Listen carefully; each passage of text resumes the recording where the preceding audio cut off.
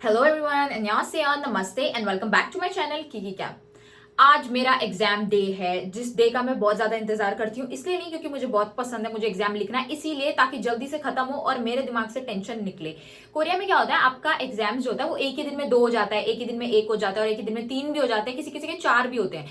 तो जल्दी खत्म हो जाते हैं, एक ही दिन में एग्जाम खत्म हो जाता है। It's very difficult. तो मेरा आज एग्जाम है और मैं इसके लिए इतने टाइम से पढ़ रही हूँ। इसी बीच में बीटीएस कॉन्सर्ट में भी गई थी और कॉन्सर्ट के बाद आकर पढ़ाई करना इज सो डिफिकल्ट बिकॉज वो कॉन्सर्ट की जो मेमोरीज है वो आपके दिमाग में रिप्ले होती रहती हैं।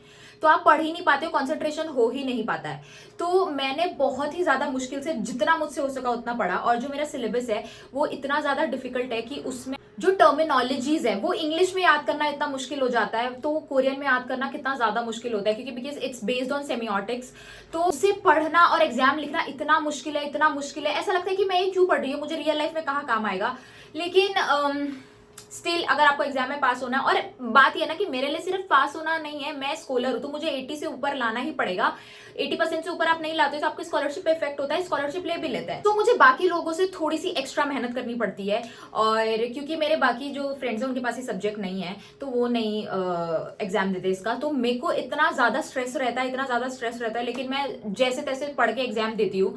तो आज मेरा जो एग्जाम है मैं उसके लिए काफी ज्यादा नर्वस हूँ, लेकिन वो 1 घंटे में ही खत्म हो जाएगा। तो खत्म होने के बाद जो शांति मिलती है, चाहे आप अपने पेपर में कूड़ा कचरा कुछ भी लिखा हो, लेकिन पढ़ने के बाद जो शांति मिलती है, क्योंकि इट्स बीन 20 to 25 डेज इतना पढ़ना, ऊपर से फिर ये नोट्स बनाना जो कि कोरियन में है, फिर उनको इंग्लिश में ट्रांसलेट करो, इंग्लिश में पढ़ो कि इसका क्या मतलब बनता है, एंड उसके बाद फिर कोरियन में याद करो, क्योंकि जितनी भी कोरियन आपको आती रहेगी आपको ट्रांसलेशन की जरूरत पड़ेगी ही, क्योंकि सब कुछ नहीं आता है आपको। तो vocabularies will always be new, चाहे आप टॉपिक लेवल 5 हो, 6 हो, कुछ भी हो। मैं टॉपिक लेवल 5 हूँ बट मुझे फिर भी ट्रांसलेशन की जरूरत पड़ती है।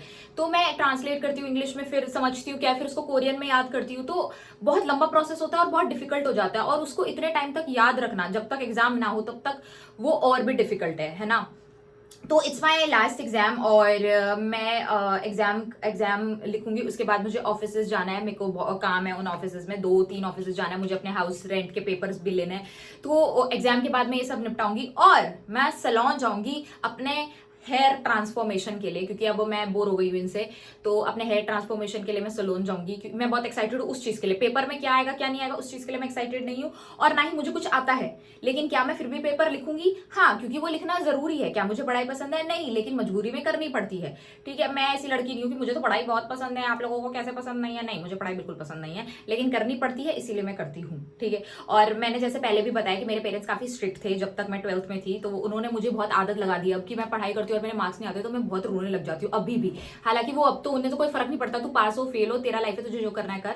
बट जब तक उन्होंने इतना स्ट्रिक्ट रहे तो अब वो मुझे आदत ही हो गई, थैंक्स टू माई पेरेंट्स। तो मेरा ब्रेकफास्ट हो गया है, मैंने रिवीजन कर लिया, मैं सुबह जल्दी उठ के पूरा रिवीजन करी हूँ। और अब मैं जाऊंगी एग्जाम देने। बाहर बहुत ज्यादा धूप है। और एक और चीज का जो मैंने ध्यान रखा है वो ये है मेरा आउटफिट। मैंने इतना क्यूट आउटफिट पहना है, मैं जब आउटफिट चेक करूंगी तो आपको दिखेगा। और बात यह है कि जो मेरे आउटफिट्स हैं मैं इतना एफर्ट लगा के पहनती हूँ अपने आउटफिट्स में, हमेशा उन पर ध्यान देती हूँ। मैं कभी बोरिंग आउटफिट्स के साथ बाहर नहीं जाती हूँ। मेरे को ऐसा लगता है कपड़े आप हमेशा अच्छे पहन के जाओ, अपने स्टाइल के पहन के जाओ। जो मैं कपड़े पहनती हूँ वो कोरियंस के लिए भी डिफरेंट होते हैं, अलग होते हैं, वो लोग भी शौक हो जाते हैं, ओ माय गॉड ऐसे कपड़े, है ना। तो इंडियंस तो ऑब्वियसली शौक होते ही हैं। और मुझे टू बी ऑनेस्ट, मैं ऐसे तारीफ नहीं कर रही अपनी, मुझे लेजिट स्ट्रीट्स पर बोला जाता है कि you are looking so pretty. मैं अभी कॉन्सर्ट में गई थी तो जो मेरा कॉन्सर्ट आउटफिट था वो भी बहुत ज्यादा लोगों ने मुझे उसमें कॉम्प्लीमेंट दिया कि इट्स लुकिंग वेरी नाइस। और जब लोग कॉम्प्लीमेंट देते हैं तो आप और थोड़ा बूस्ट अप हो जाते हो और थोड़े एफर्ट्स लगाते हो। सो चाहे एग्जाम हो चाहे कुछ भी हो, मैं बोरिंग आउटफिट्स नहीं पहनती हूँ। तो आज भी मैंने अपना आउटफिट बहुत प्यारा सा पहना है। एग्जाम अच्छा जाए ना जाए, 10 on 10 वो हो ना हो, आउटफिट 10 on 10 होना चाहिए। और एग्जाम में जाने से पहले मैं आप लोगों को एक और चीज बता दूं कि दीज डेज मैं अभी बहुत ज्यादा ऐसे प्रोटीन शेक की फैन हूँ। तो मैं प्रोटीन शेक पीती हूँ बाजियो का, ठीक है, इट्स वेरी टेस्टी। और ये प्रोटीन शेक पीऊंगी, उसके बाद मैं अपने वाइटामिन लूंगी। वाइटामिन लेना बहुत जरूरी है क्योंकि दीज डेज हम लोग अपनी हेल्थ का उतना ध्यान नहीं रखते हैं और खाना भी अच्छे से नहीं खाते हैं, तो वाइटामिन नहीं हो पाता है। अपना स्किन का ध्यान रखना। तो मैं zinc tablets, vitamin D tablets, फिर ये PDRN, collagen. PDRN is super super good.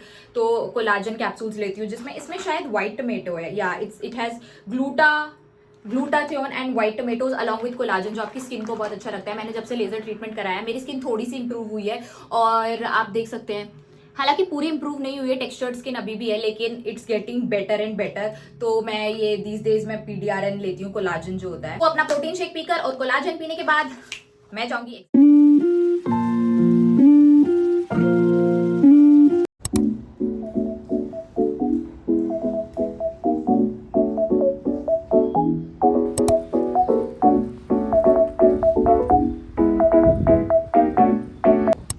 I am going. मुझे बहुत डर लग रहा है, लेकिन मेरे चेहरे पे नहीं दिखाई देगा कि मुझे डर लग रहा है। छतरी है, लेकिन मैं छतरी खोल नहीं रही हूँ क्योंकि हवा इतनी तेज़ चल रही है, मेरी छतरी उड़ जाती है। अभी इतनी गर्मी में पूरा 20-25 मिनट चल के डिपार्टमेंट तक पहुँचना, गर्मी में सो डिफ़िकल्ट। अच्छा हुआ वेकेशंस है और मैं यहाँ नहीं रहूँगी गर्मी में। बट मेरा दिल धक धक धक धक धक धक कर रहा है गाइस। बट आई होप मैं अच्छा कर पाऊँ एग्ज़ाम में। अच्छा मतलब बढ़िया, बहुत ही अच्छा नहीं करूँ तो भी चलेगा, बट अच्छा कर पाऊँ, because I am so stressed. एक तो इतनी दूर वैष्णो देवी की तरह इन्होंने डिपार्टमेंट बना दिया है मेरा।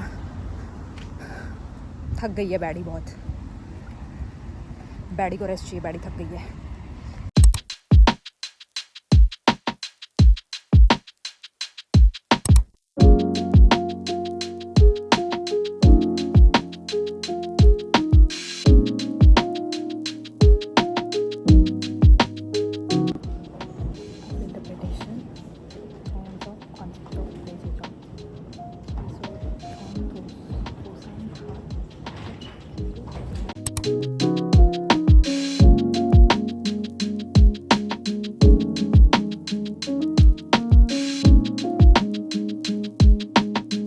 ऐसा बहुत कम होता है कि क्वेश्चन पेपर देखकर मेरे होश उड़े हों, लेकिन आज वो ही हुआ था। मुझे एग्ज़ाम से रिलेटेड कुछ पूछना है, but I am not sure यहाँ की क्या हालत है। ये बिल्डिंग कौन सी बिल्डिंग है मुझे नहीं पता, मैं कभी गई नहीं उसमें, तो आई एम नॉट श्योर कि क्या सीन है इनका। बट आई वांट नो, क्योंकि मुझे उस रूम में जाना है।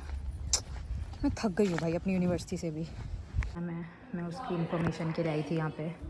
अब मैं दूसरे ऑफिस जा रही हूँ क्योंकि मैं इंडिया में आने वाली हूँ वेकेशंस के टाइम, तो मुझे उसके लिए डिपार्चर फॉर्म, फ़्लाइट टिकट्स, ये सब सबमिट करना पड़ता है, तो वो सब करने के लिए जा रही हूँ। अब क्योंकि मेरा यूनिवर्सिटी बहुत बड़ा है तो उस ऑफिस तक भी पहुंचने में मुझे 25 मिनट लग गए थे। ऑफिस गई, सारा काम खत्म किया, लेकिन आपने देखा होगा एक चीज़ मिसिंग है, हमारा माचा खरीदना। तो लेट्स गो एंड बाय माचा।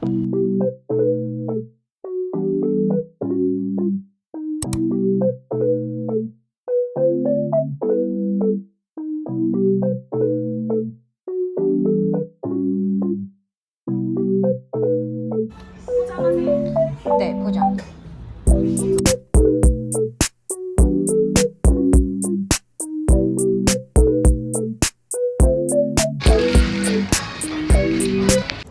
माचा ले लिया है मैंने, पर्ल माचा। अब मैं घर जाके मैंने स्पेगेटी बनाया हुआ है, वो खाऊंगी, ये पीऊँगी, एंड देन जाऊँगी मैं हेयर सैलून, क्योंकि मुझे अपने बाल ठीक कराने हैं। सो बैरी इज बैक होम एग्जाम देकर।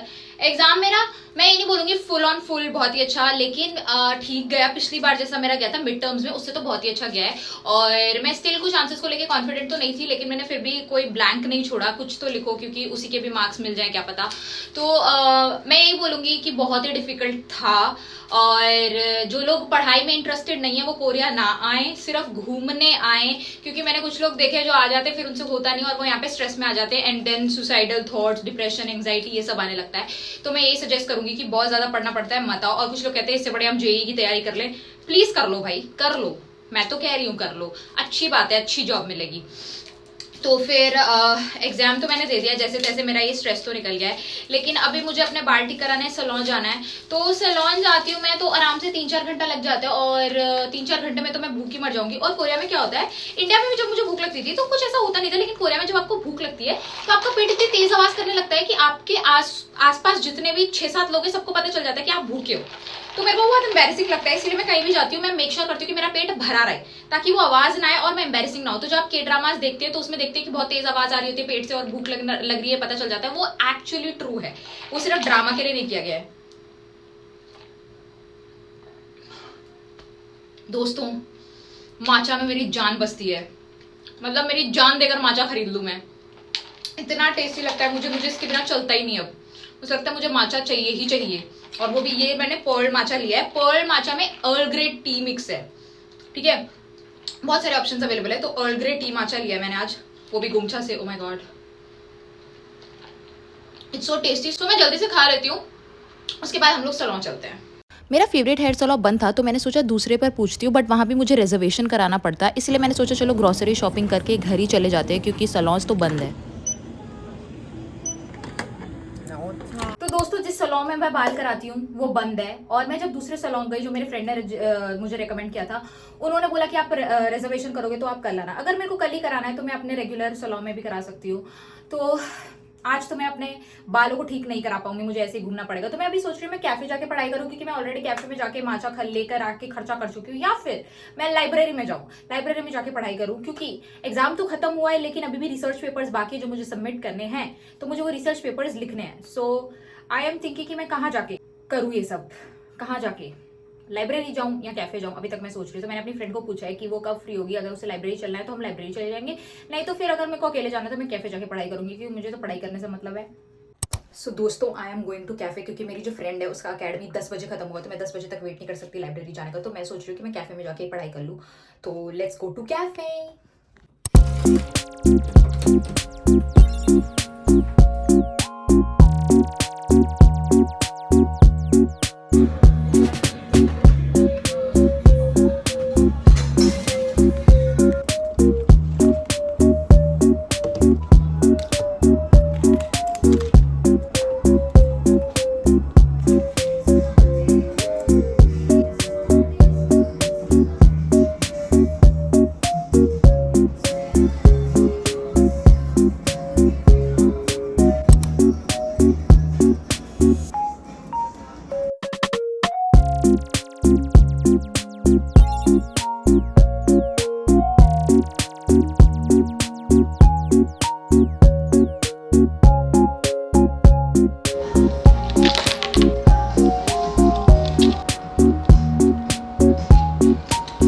पढ़ाई खत्म करने के बाद मेरा आज खाना बनाने का बिल्कुल भी मन नहीं था, इसीलिए आज मैंने खाना बाहर से लिया।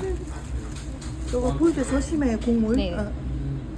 खाना आ गया है guys, my food, ramen and kimbap. तो जो कल पूरा नहीं हो पाया वो आज पूरा होगा, सैलून जाके अपने बाल ठीक कराने का। मैंने अभी तक बाल बनाए नहीं है क्योंकि मैं मेकअप कर रही थी, इसीलिए मैंने बैंड लगाया हुआ है। तो मैं सैलून जाऊंगी, और मुझे क्योंकि ना उस सैलून में शूट भी करना है ना, अपनी नेक्स्ट वीडियो के लिए, maybe next to next video पता नहीं। तो मुझे वो सैलून में शूट करना है, तो मैं वो करूंगी। उसके बाद I am gonna go on a coffee date with my friend, क्योंकि हमने कल डिसाइड किया था जल्दी वेकेशन होने वाले हैं तो हम लोग नहीं मिल पाएंगे बहुत टाइम तक, तो हमने सोचा कि मिल लेते हैं। So that's gonna happen. तो मैं जल्दी से अपने बाल ठीक करती हूँ और चलते हैं सैलून। 매직이 더 프로틴 같은 거 하잖아요. 그거를 하는 게 더 나아요? 아니면 그냥 매직을 하는 게 더 나아요? 밑에는 같이 하는 게 낫고 위에만 할 거는 굳이 안 해요. 아, 네.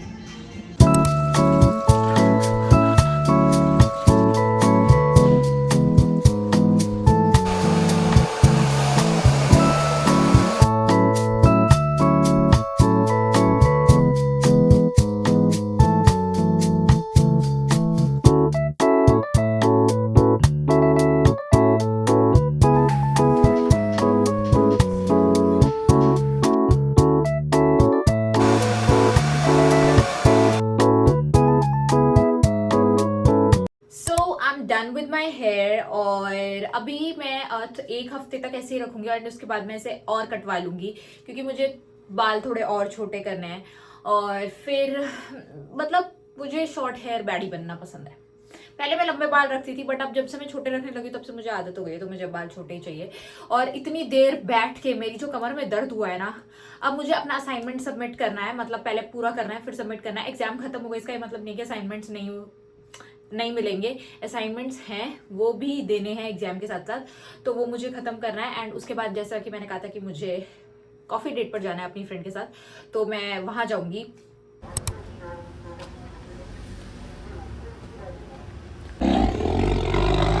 हम लोग जा रहे हैं कैफे पढ़ाई करने के लिए।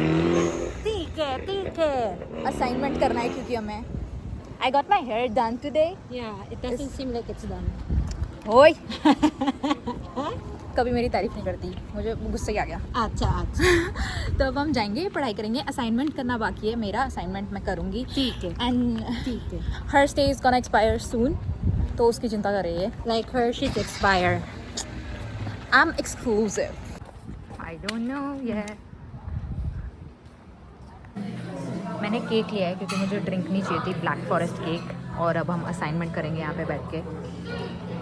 कोरिया में जनरली लोग कैफ़े में बैठ के असाइनमेंट करते हैं, और मैं भी अब वही करती हूँ। मुझे भी आदत हो गई है बहुत बुरी वाली असाइनमेंट कैफ़े में बैठ के करने की। सो एम डूइंग दैट। और हम लोग कुछ प्लान करेंगे कि यूनिवर्सिटी में क्या चल रहा है, एग्ज़ाम्स का रिलेटेड और बहुत सारी चीज़ें करनी होती है, तो वही सब डिस्कस करेंगे, असाइनमेंट करेंगे एंड देन घर जाएंगे।